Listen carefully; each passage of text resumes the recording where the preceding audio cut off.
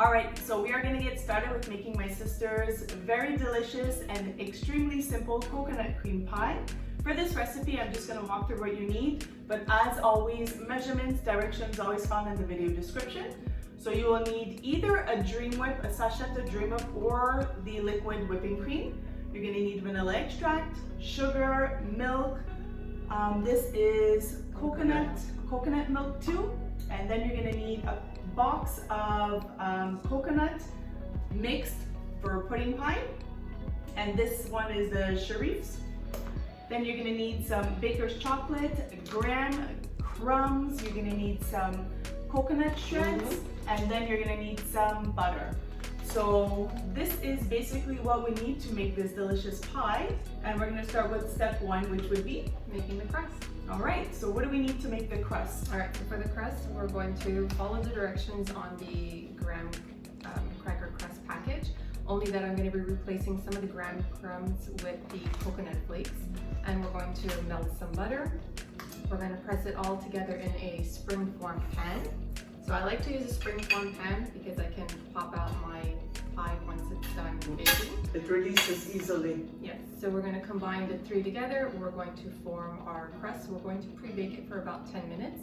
And then once it comes out of the oven, it's going to cool. And then we're going to melt some chocolate, and we're going to line the bottom of our crust with a little bit of chocolate. So this acts as a protective layer before we put the pudding pie filling in. Because if we don't do this step, then what happens over time is that the pudding pie is actually going to make your crust soggy.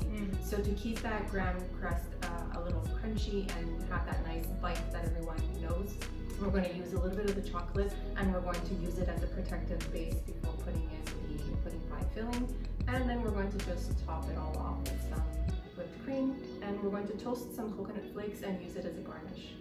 That's a very good tip with the chocolate. So like she said, you don't want your crust to be soggy. And you can also make little tartlets of this too. So I mean, for little bite size, you want a nice bite size. So that thin little layer is a really good baker's tip. So my sister does that often. It's really, really good for a little bit more of a wet pie. So that's really great. All right, so we'll take you guys in on a closer look to start to do the crust. We'll get that, like she said, pre-baking, and then we will go straight into making the filling. Anything else? Nope. Oh, the temperature of the oven is what? Oh, what's the temperature of the oven? 350. I just bake the crust at about 350 for about 10 minutes. It really doesn't need a lot of time. It's just enough to set the graham cracker. You're basically eyeballing it, a light little golden brown, and then it starts to cool while we do the filling. Yes. All right, here we go, guys. Take you in on a closer look to start the base of this pie, the crust.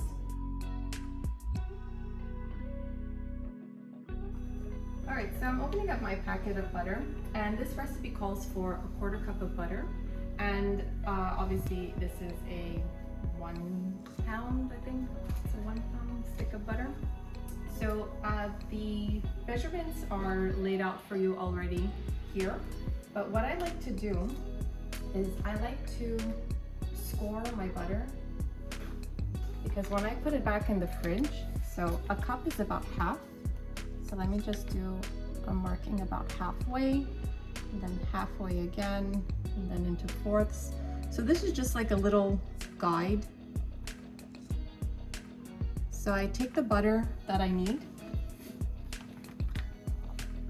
and then the rest that I don't use anymore, I pop it in the fridge. And as I'm using my butter, if I need to make a recipe and it calls for a 1/4 cup, 1/2 cup, or 1 cup, at least my butter is scored with some sort of guidelines, so like that I could use it for easy reference the next time that I'm baking. Great tip. Thanks so much for sharing. You're welcome. This is the butter that we're going to melt. So we're melting this just on a basic over low medium heat, just to, you don't want to burn the butter, but just melt it, because that's going to act as our liquid glue with for the crumbs and the coconut flakes. Exactly. All right, so once it's fully melted, you have your measurements right beside you. Yes, I do. So I have 1 cup of the graham crust, and I also have a 1/2 cup, which I filled most of the way filled with the graham and just a little bit of the coconut flakes. So maybe about like maybe 1/3 of the top of the way, just of the coconut flakes. I find that it just gives an extra little coconut flavor to the pie. And you'll see as I go along, I kind of modify things a little bit. So I doctor up the box ingredients just to kind of make it a little bit of my own, and also just to bump up the coconut flavor because I'm a big fan of coconut desserts. And to be honest, wherever I bring this to a family gathering or function, everyone just absolutely loves it. I like the fact of the coconut flakes because it also gives a little bit of a different texture, a little bit of a crunch from being an eater of this pie. So,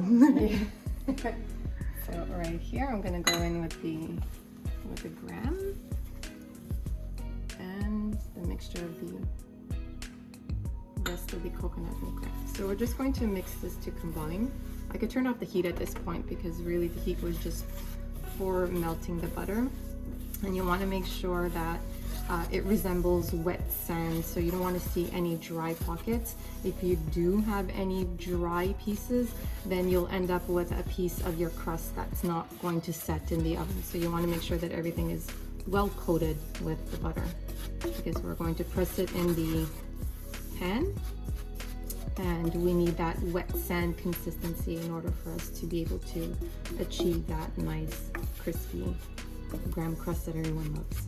so we're gonna be lining the. We will. So I like to line the bottom with parchment. So although it is a springform pan, so the bottom comes out, I do like to line the bottom with some parchment paper because it just makes it for the crust to slide off easier once we're done. So all I do is I cut a piece of parchment, I put my disc on top, and then I'm just gonna trace it with a pen or pencil.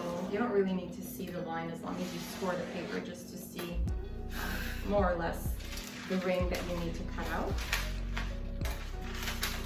And I will go ahead and cut out my circle.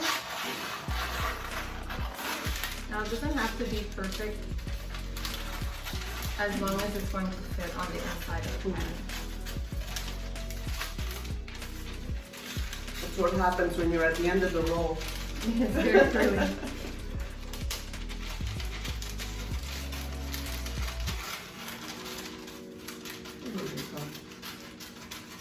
And then I put the inside upside down. Right, I'll flip it upside down. Since I marked this side, we don't want any pen residue or pencil residue to be touching the food. So I'm going to flip it. Let me just curl the paper a little bit because it's a little curly. This is another little trick that I do when you get to the end of the roll.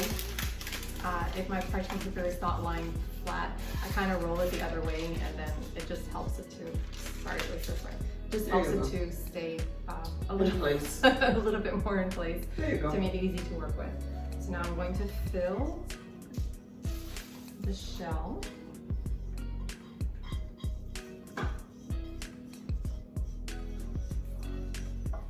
just going to dump it all in, and what I like to use is my little, exactly, my little quarter cup measuring. I use it to press along the edges of the pan and also the bottom. So I like to start with the edges, making sure that I have enough to make a good edge all around.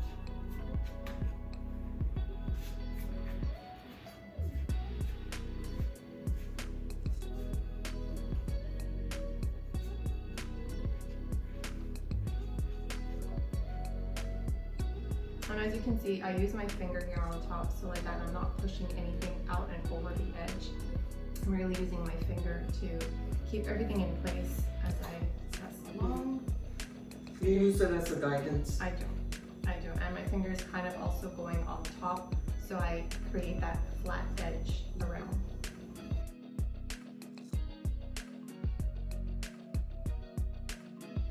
And then I just tap the bottom. Again, you want to make sure that everything is nice and tight and compact because that's what gives you the crust that holds. And obviously you have to spread it out evenly. Yes.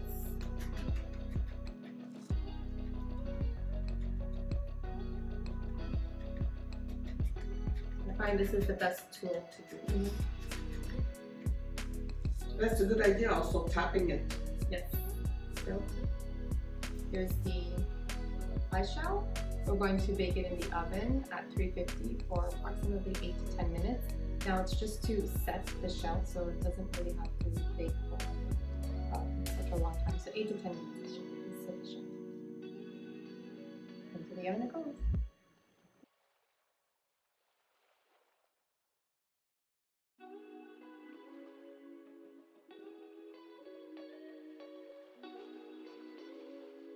So while our shell is baking in the oven, what I like to do is I like to prepare everything that I need on the stovetop.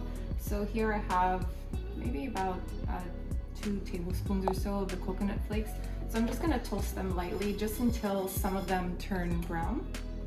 I'm also melting my chocolate over some boiling water, or it's actually not boiling water, just like some simmering water. So see the little steam of the water. I just have about 1 centimeter or so of water. So it's not really touching the bottom of the bowl. The bowl is just resting on top, and this little steam is going to be all that we need to melt our chocolate. You don't want to burn the chocolate.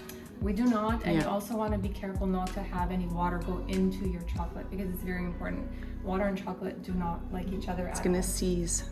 And here is the package of the coconut pie filling. So I'm just going to put it in the pan.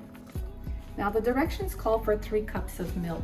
What I like to do is I like to add 1 can of coconut milk, and then I do the rest, whatever it needs to take me up to 3 cups. I find that using a mix of coconut milk and regular milk just bumps up that coconut flavor a little bit. And I've tried different brands of coconut milk. Some are very watery, some are very thick. Honestly, it doesn't make a difference as long as there's just some liquid in there that's coconut flavored. It works very well.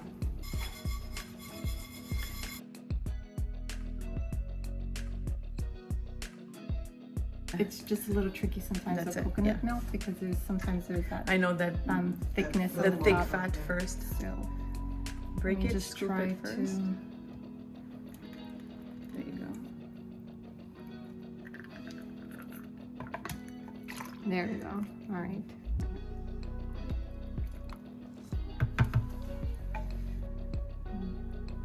Top this off to 2 cups.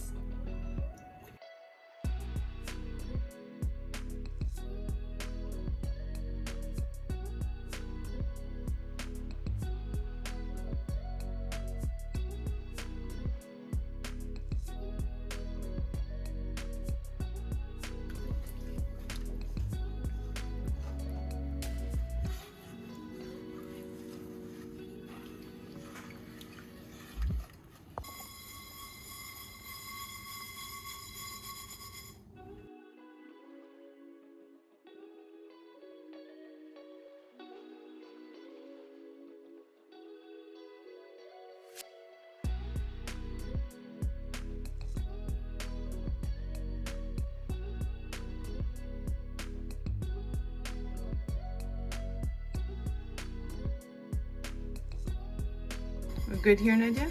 Yeah, we're good. Take it off the heat. Put it on the side over there. It has to boil or just melt? It has to boil for about a minute. Okay. I see it's getting a little thicker.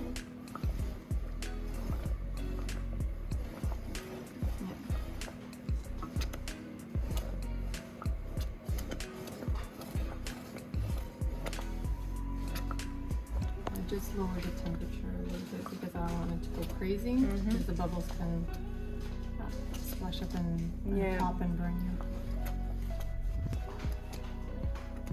So I'm just gonna do it for 1 minute here.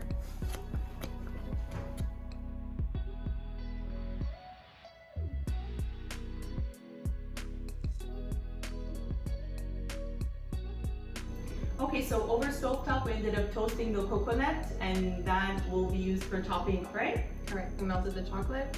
The pie shell is out of the oven. So while the filling was cooking, you need to constantly stir it. If you do not constantly stir it, you're going to end up with a very lumpy texture. So you need to continue to move the mixture around, stir it, bring it up to a boil. You don't want to keep your flame or your stove on high setting at that point, but you want to maybe bring it down to about like a medium setting. And once you see bubbles starting to break, then you need to cook your filling for about 1 minute, and then you turn it off and give it one last stir and take it off the stovetop. Perfect. So what are we going to be doing now? We're going to be making the whipped cream topping. So I have about 1 cup of whipped cream. I usually like to add coconut extract, but I was having a hard time finding coconut extract at my local grocery store. She really likes coconut. Me too. It's like you really love it or you don't love it. So yeah. We're Well, coconut family. Today we're using vanilla extract in the whipped cream topping because I don't happen to have any coconut extract on hand, but coconut and vanilla, it blends well together, so there's right. not a problem if you have to also use vanilla when you're doing this at home. And we're going to use about 2 tablespoons of sugar. For those of you that have Dream Whip, totally fine. You can use that as well. We're just doing it from scratch.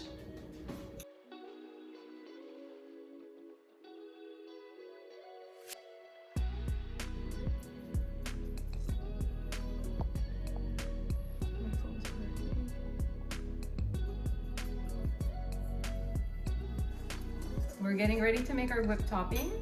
What I like to do when I'm making a whipped cream this way, and I don't have a bowl that's relatively full, so it's only 1 cup, so you'll see that my bowl is only about this full. If I were to turn on my blender, my hand blender right now, I'm gonna get splatters everywhere.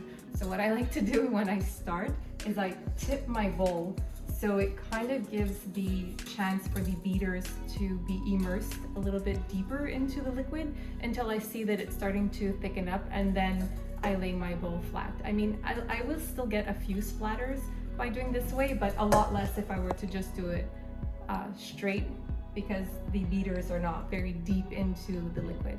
So this is a little tip I like to do to try to save myself some kitchen cleanup.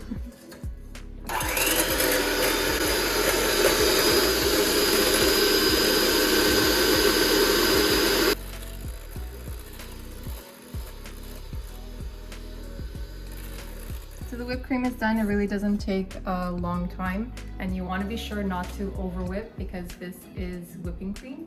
If you were to over whip, you're going to break your whipping cream. You're going to be starting to make butter. Almost. So you really just want to make sure once it just thickens up, once it holds its shape, turn off your beaters and it's done. Perfect. See you in the next step. All right, so here we have our melted chocolate, and we only need about 1 ounce or so because we just want a very thin layer. You don't want a thick layer of chocolate because after it's going to make it too hard for you to actually cut through your pie. So 1 ounce of chocolate is enough, and in order to get a very, very thin layer, what I like to do is I like to make a resealable bag. I'll fill the chocolate and I'll cut a tiny little tip out of the corner, and what I'll do is I'll squeeze gently, and as you're going to see, I'm going to kind of cover the base as much as I can. Now, it's more important to get the bottom than the sides. If you don't have enough to do everywhere, honestly, it's not a big deal. All we're really doing is trying to have as much of a protective layer without sacrificing the ability to slice through correctly. So I'm gonna ask you to help me fill this bag. So I'll hold it. Yes, hold it. It's easier to do this step as a 2-person job. So I'm just gonna try to concentrate the chocolate in a corner so I don't waste too much. Yeah.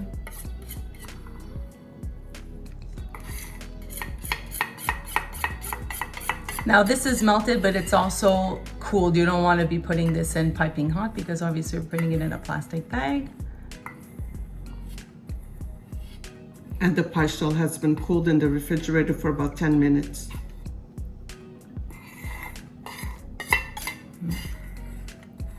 Okay, I think it's about all the chocolate I end up getting. There we go. I'll leave you to it.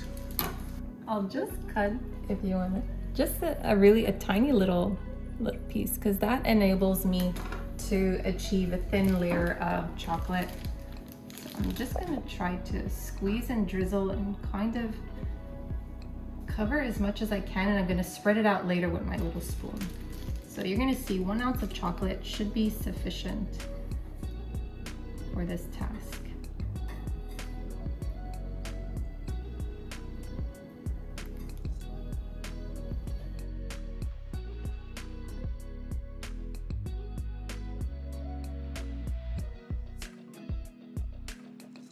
And now what you're gonna do is you're gonna try to spread as much as you can.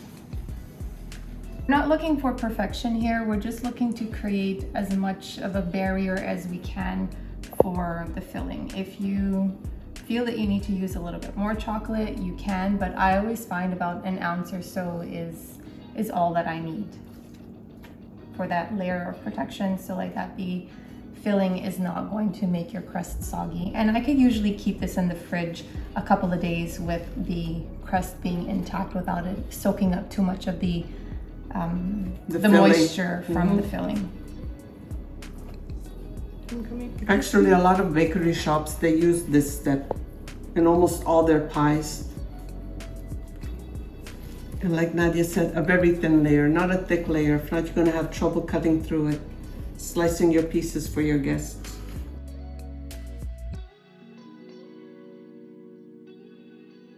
So off to the side this goes, or are we gonna be able to put the topping right away? Should this set a little bit to harden? I like to put it in the fridge for about a minute or two just to semi-set the chocolate, and then we're going to fill it with the filling and pop it back in the fridge for, I would say, a good Couple of hours. All right, in the fridge it goes, and then we are going to, that's it, start to fill it up.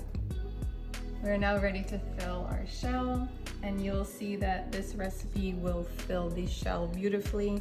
I should have enough filling in here.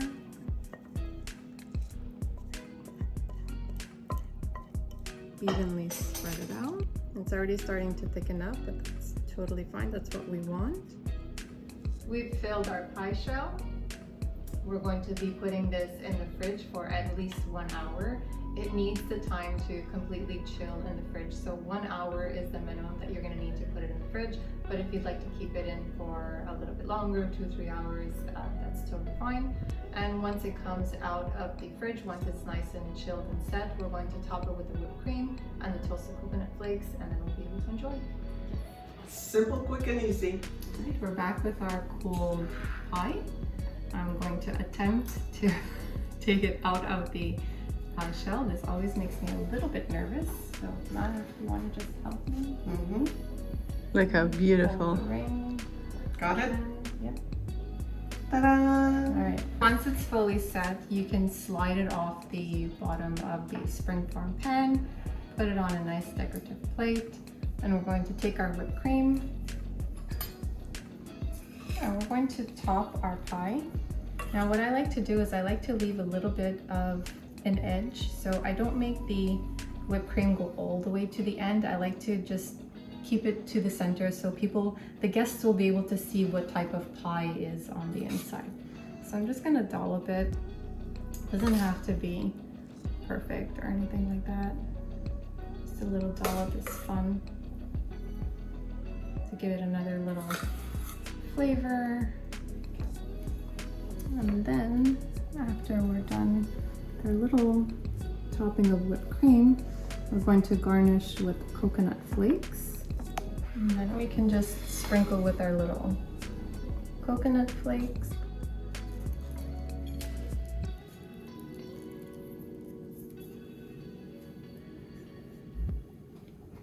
And there you have it.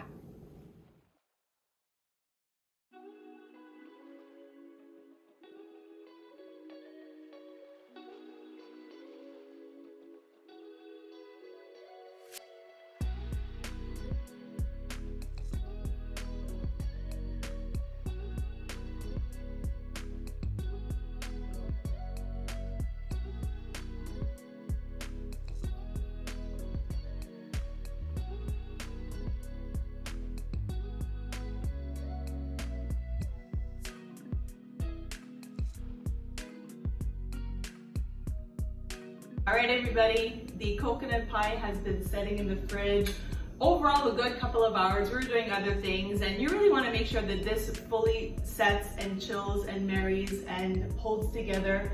When my sister cut the piece, you heard that little kind of a crunch, that light crunch with the chocolate. So it's nice and sturdy base, a nice bite, but the puddingness, that thickness, oh my gosh. We are all good. Shirley took a piece.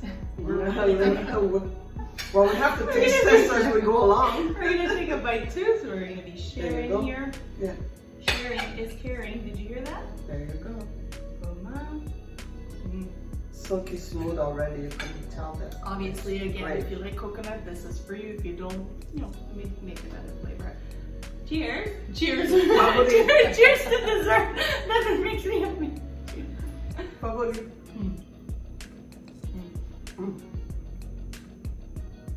Wonderful coconut flavor. I love the addition of a little bit of the coconut flakes in the crust. It honestly truly makes a difference. It gives you that little bit of it's texture. It's that little toasted texture that It it gives enhances you. the flavor a little bit. And It's then really the toasted good. coconut on top, you Yeah. end up getting such wonderful flavors. And the chocolate, you don't taste the chocolate, but you get that nice bite of the crust, whereas it would have been very wet. It would have been more soggy Soggy. through. So honestly, that's something that you do not want to skip. So delicious. Thanks again for showing us this recipe. Mm-hmm.